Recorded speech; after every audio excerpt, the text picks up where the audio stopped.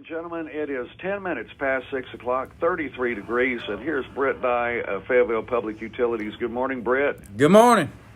And how are you today, my friend? Well, we're doing pretty good considering the weather that we're having, and we had lost two circuits last night, one around 11 o'clock, 11:30, and one out of Blanche substation, and what we ended up having by the time we got down there, we had a regulator that went bad inside the sub, so we had 758 customers on that one circuit, and we were out for about an hour and a half. And then the other big circuit that we had out was Park City. We had one circuit coming out of the Park City sub that had 589 customers, about 2.5 hours. But now we still just got some scattered outages that we're getting on as quick as we can, but it is dangerous trying to get to these locations.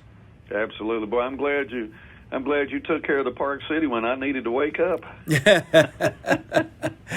needed for that alarm clock to go off. I didn't wake up on my own, I can tell you that. Yes, sir. Yes, sir. But the roads are slick. They're wet, pretty wet, and a lot of snow. I know last night when we went down 110, it was pretty tough trying to get, that direction to get to Blanche. And then Park City wasn't as bad, but yeah, it is bad out there.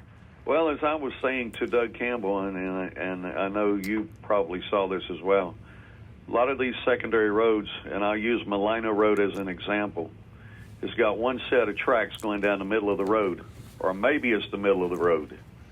Right. And the way the snow is piled in certain places, and again, Malina Road's an example, it's kind of hard to tell just how close to the shoulder you really are.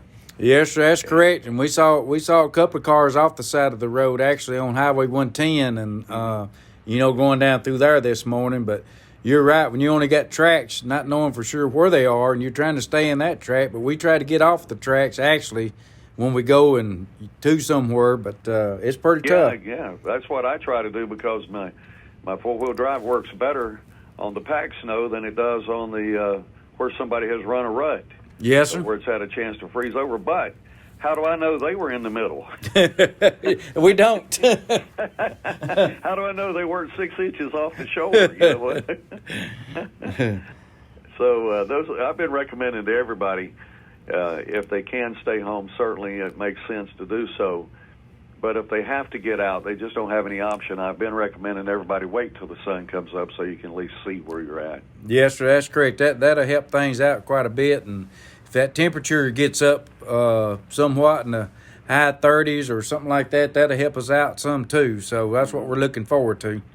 Well, I could tell this morning as I left my home that it was melting underneath the snow. Well, that's still icy cold water.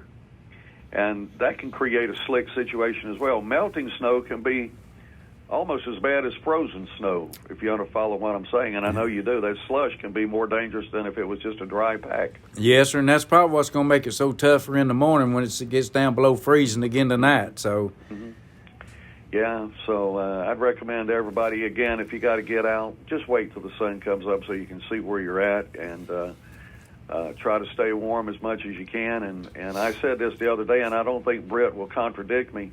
If you can drop your temperature a degree or two, it wouldn't hurt anything, help conserve a little energy. Yes, sir. That does a lot of things for us, especially if we had a large outage and, you're trying to pick up the load. And if everything's turned up to the highest it can be, we will not be able to pick up the load. I can tell you that right now. And Brett, if you do lose power, isn't it a good idea to go around and make sure you got everything turned off so that when the power comes back on, it all doesn't just pop at one time? Yes, sir. That would help the customer, and it would help us out tremendously. Okay. So I know your guys got to be close to exhausted if they're not already exhausted.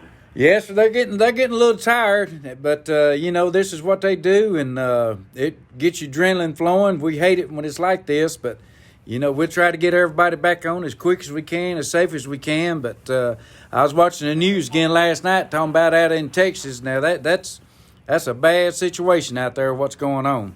And in South Texas, it's much like it would be in Florida. People would not be prepared for this. That is correct. They're just not prepared for sub-freezing, sub-zero temperatures and all of that. They're just not prepared for it. So we've got it tough, but they've got it bad. Yes, sir, they do. Yeah, they do. So Anything you want to leave with the folks before we get off the air, Brett? Yeah, I just appreciate all the customers being patient with us, and we'll get you on as soon as we can if you're out. It is dangerous, and I have to be sure the men are following all the safety rules to be sure, because our thing is the way you show up for work that morning is the way we want to see you go home, and that's what we preach. That. So, and I had a listener call me yesterday and said, make sure that we acknowledge publicly how much we appreciate you and everyone at your organization for making the effort they make to see that we continue to have the necessary utility service that we just don't want. We need it. We survive with it, and we certainly appreciate all of that. And please pass that along to every FPU employee. yes, sir, we sure will. All right. Thank you, Britt. Thank you. That's Britt Dye with FPU.